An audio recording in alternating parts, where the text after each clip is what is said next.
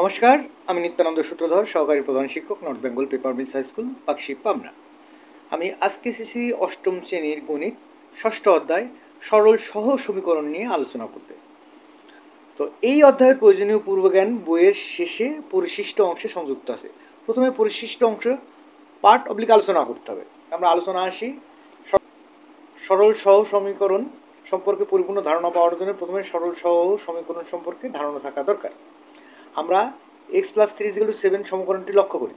সমীকরণটির অজ্ঞাত রাশি বা চলক কোনটি? এখানে অজ্ঞাত রাশি বা চলক হচ্ছে x। আচ্ছা, সমীকরণটির প্রক্রিয়া চিহ্ন কোনটি? প্রক্রিয়া চিহ্ন কি? যোগ, বিয়োগ, গুণ, ভাগ, এগুলো হচ্ছে প্রক্রিয়া চিহ্ন। তাহলে এখানে প্লাস যোগ চিহ্ন হচ্ছে প্রক্রিয়া চিহ্ন। সমীকরণটি সরল সমীকরণ কিনা? হ্যাঁ, এটা সরল সমীকরণ। আচ্ছা, সমীকরণটির মূল কত? মূল কত? তাহলে x+3=7। তাহলে x সমান কত? 7 - 3 সমান কত? 4। তাহলে সমীকরণটির মূল হচ্ছে 4। সমীকরণটির মূল কত? 4। আচ্ছা, এরপর জেনে রাখা ভালো, যোগের ও গুণের বিনিময় বিধিটা কেমন দেখো। এ বি যে কোনো মানের জন্য, এ বি এর যে কোনো মানের জন্য a+b সমান b+a এবং এ বি সমান কি? B A. গুণের বন্টন বিধি, এ বি সি এর যে কোনো মানের জন্য a × b+c গুণ করে দিলে কি হয়? ab+ac। আবার b+c × a সমান ba+ca। আমরা জানি চলক, প্রক্রিয়া চিহ্ন ও সমান চিহ্ন সম্বলিত গাণিতিক বাক্যকে সমীকরণ বলে। তাহলে কি? চলক, প্রক্রিয়া চিহ্ন ও সমান চিহ্ন সম্বলিত গাণিতিক বাক্যকে সমীকরণ বলে। সমীকরণ কাকে বলে পাওয়া গেল। আর চলকের একঘাত বিশিষ্ট সমীকরণকে সরল সমীকরণ বলে।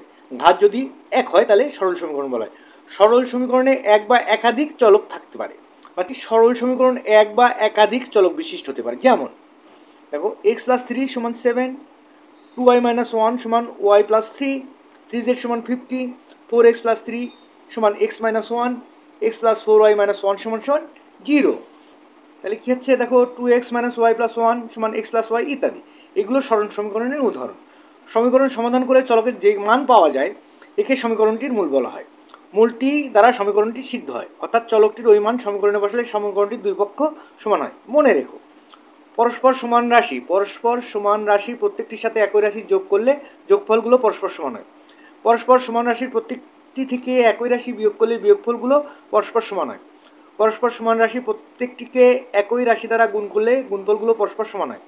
পরস্পর সমান রাশির প্রত্যেকটিকে অশূন্য একই রাশি দ্বারা ভাগ করলে ভাগফলগুলো পরস্পর সমান হয়। এখন সমীকরণের বিধি আসি। দেখো, সমীকরণের বিধিতে কি বলছে? প্রথম আসতেছে পক্ষান্তর বিধি। সমীকরণ 1-এর খ এর ক্ষেত্রে 5-এর চিহ্ন পরিবর্তিত হয়ে বাম পক্ষ থেকে ডান পক্ষে গেছে। সমীকরণ 1 দেখো, x - 5 = 3। এ দেখো ক, x - 5 + 5, তাহলে +3 = 3 + 5। এবারেও 5 যোগ করা হয়েছে, এবারেও 5 যোগ করা হয়েছে। আচ্ছা, তারপরে দেখো সমীকরণ এই খতে দেখো, এটার খতে কী হচ্ছে দেখো, x = তাহলে কি হলো? এই 5 কেটে গেল, 5 + 3 মানে 3 + 5, x = 3 + 5। আচ্ছা, এরপরে 2-এর খ এর ক্ষেত্রে 3x এর চিহ্ন পরিবর্তিত হয়ে ডান পক্ষ থেকে বাম পক্ষে গেছে। এখানে কি ছিল? 4x = 3x - 7, তাহলে 4x - 3x = 3x + 7 - 3x। তাহলে এখানে কি হলো? 4x - 3x = 7। কোনো সমীকরণের যে কোনো পদকে এক পক্ষ থেকে চিহ্ন পরিবর্তন করে অপর পক্ষে সরাসরি স্থানান্তর করা যায়। এই স্থানান্তরকে বলে পক্ষান্তর বিধি। স্থানান্তরকে কি বলা হয়? যখন কোনো সমীকরণের কোনো পদকে এক পক্ষ থেকে অন্য পক্ষে নিয়ে যাওয়া হয় বা স্থানান্তর করা হয়, হ্যাঁ, তাকে বলা হচ্ছে স্থানান্তর। এই স্থানান্তরকে বলা হচ্ছে পক্ষান্তর বিধি। কি বিধি? পক্ষান্তর বিধি। এখন উদাহরণ 1 দেখো, সমাধান করো। x+3 = 9। তাহলে x+3 = 9, x সমান এই 3-কে ওই পাশে নিয়ে যাবো, 9 - 3 পক্ষান্তর করে। তাহলে 9-এর ভিতর 3 বাদ দিলে 6, x সমান কত হয়? 6। সুতরাং সমাধান x সমান 6 বা x সমান 6। এরপরে বর্জন বিধি, যোগের বর্জন বিধি। সমীকরণ 1-এর খ এর ক্ষেত্রে উভয় পক্ষ থেকে 3 বর্জন করা হয়েছে। দেখো, 2x+3 = a+3। ক, 2x+3 - 3 a+3 - 3। তাহলে ক্ষতে কী হলো? এই 3 চলে গেল, 3 চলে গেল, 2x = a।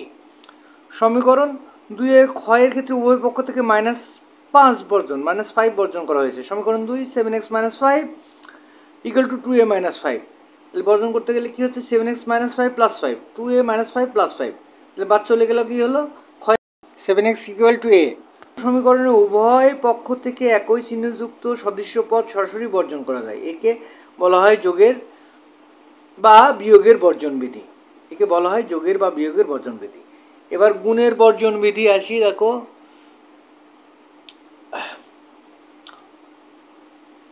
ক্ষয়ের ক্ষেত্রে সমীকরণটি উভয় পক্ষ থেকে সাধারণ উৎপাদক সরাসরি বর্জন করা হয়েছে।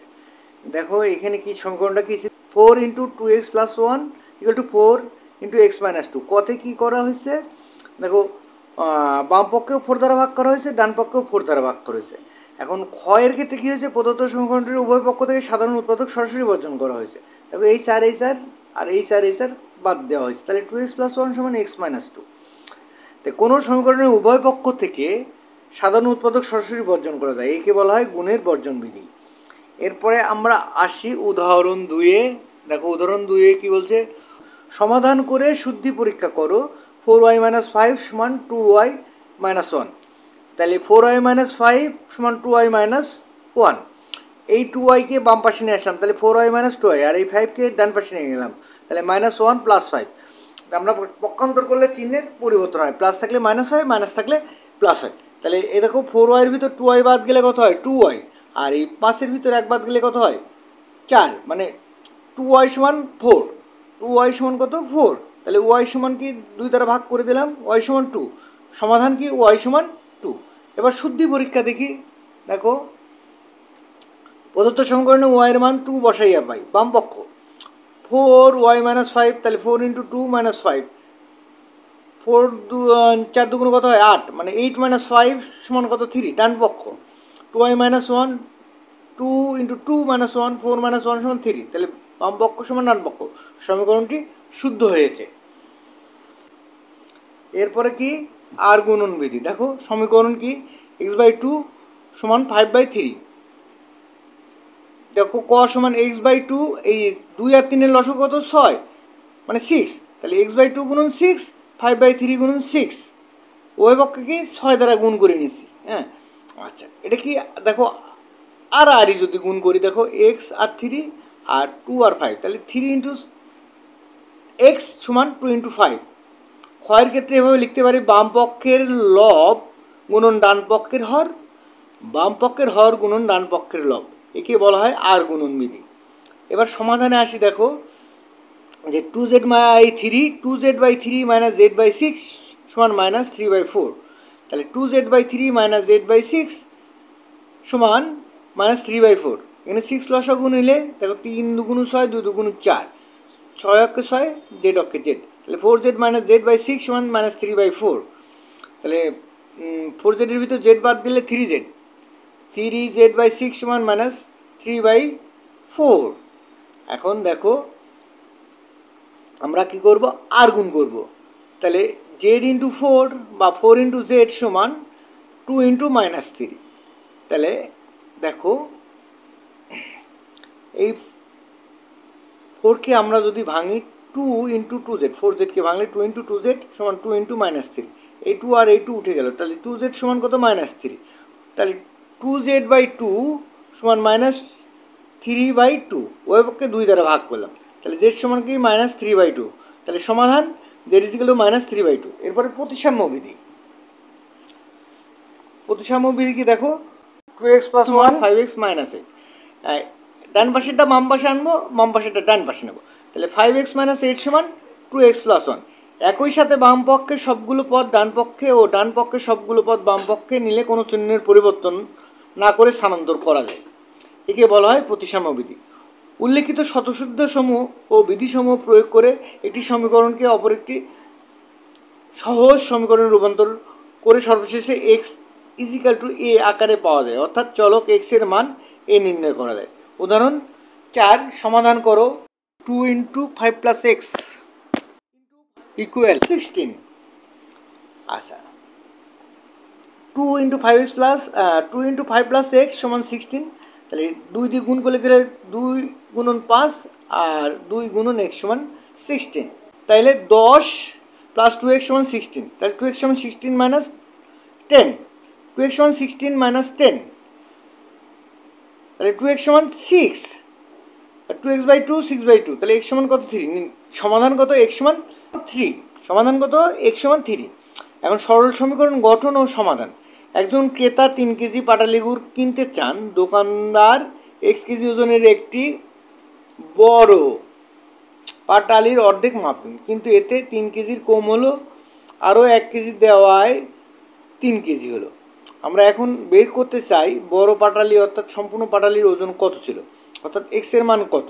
এজন্য সমস্যাটি থেকে একটি সমীকরণ গঠন করতে হবে। এক্ষেত্রে সমীকরণটি হবে x/2 + 1 = 3। সমীকরণটি সমাধান করলে x এর মান পাওয়া যাবে, অর্থাৎ গুড়ের সম্পূর্ণ পাটালির ওজন পাওয়া যাবে। কাজ: প্রদত্ত তথ্য থেকে সমীকরণ গঠন করো। যে একটি সংখ্যা x এর 5 গুণ থেকে 25 বিয়োগ করলে বিয়োগফল 190 হবে। তাহলে x এর 5 গুণ, x এর 5 গুণ মানে 5x, এর থেকে বিয়োগ করা লাগবে কত 25, বিয়োগফল কত হবে 190। এই সমীকরণ গঠন হলো।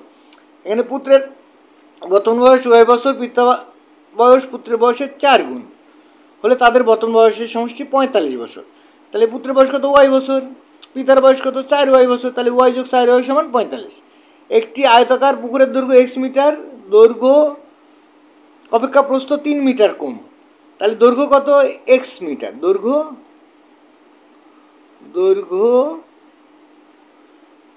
x, তাহলে প্রস্থ কি হবে 3 মিটার কম হলে x - 3। তাহলে পুকুরটির পরিসীমা 26 মিটার। পরিসীমা মানে কি 2 × দৈর্ঘ্য যোগ প্রস্থ, এটা সমান কত 26। এই গেল হচ্ছে সমীকরণ গঠন। এরপরে উদাহরণ 5। অহনা একটি পরীক্ষায় ইংরেজিতে ও গণিতে মোট 176 নম্বর পেয়েছে এবং ইংরেজি অপেক্ষা গণিতে 10 নম্বর বেশি পেয়েছে। সে কোন বিষয়ে কত নম্বর পেয়েছে? ধরি অহনা ইংরেজিতে পেয়েছে x নম্বর, সুতরাং গণিতে পেয়েছে x + 10 নম্বর। প্রশ্ন মতে x + 10 = 176। x আর x যোগ করলে 2x + 10 = 176। 2x = 176 - 10, এই 10 এই পাশে চলে আসলো। তাহলে 2x = 166। x = 166/2। 166কে 2 দিয়ে ভাগ করলে 83 হয়, তাহলে x = 83। তাহলে x + 10 = 83 + 10 93। অহনা ইংরেজিতে পেয়েছে 83 নম্বর এবং গণিতে পেয়েছে 93 নম্বর। আমার ক্লাসটা যদি ভালো লাগে সবাই লাইক, কমেন্ট, শেয়ার ও সাবস্ক্রাইব করে পাশে থেকো। ধন্যবাদ সবাইকে।